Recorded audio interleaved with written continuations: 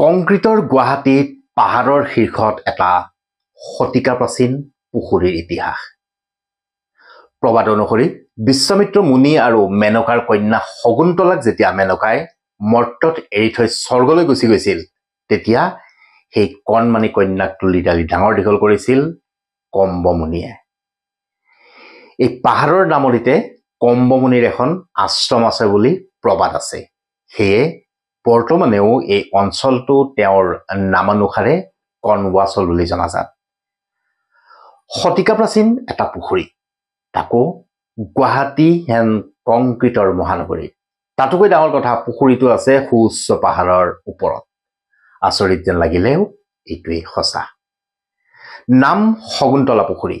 গুৱাহাটীৰ নৱগ্ৰহ খাৰগুলি পাহাৰত অৱস্থিত এটা শকুন্তলা পুখুৰী। আচৰিত কথাটো হ'ল যে বছৰটোৰ 12 মাহেই পাহাৰৰ ওপৰত অৱস্থিত এই পুখুৰীটো পানীৰে ভৰি থাকে।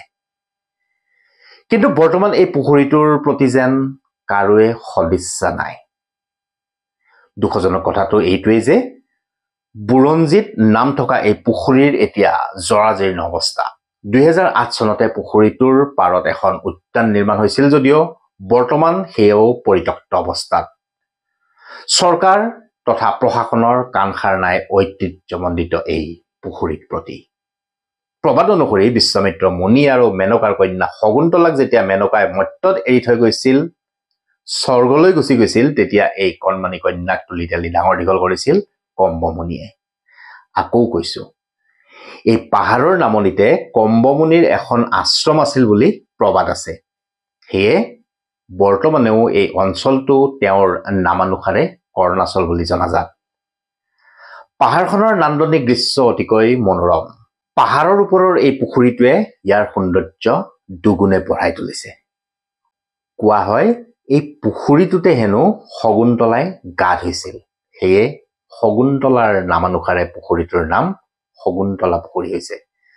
যদিও সময়ৰ গতিত চাৰিওফালে কংক্ৰিটৰ ঘৰ গঢ় লৈ উঠিছে, তথাপিও এই পাহাৰখনৰ মায়াময় পৰিৱেশ ম্লান কৰিব পৰা নাই।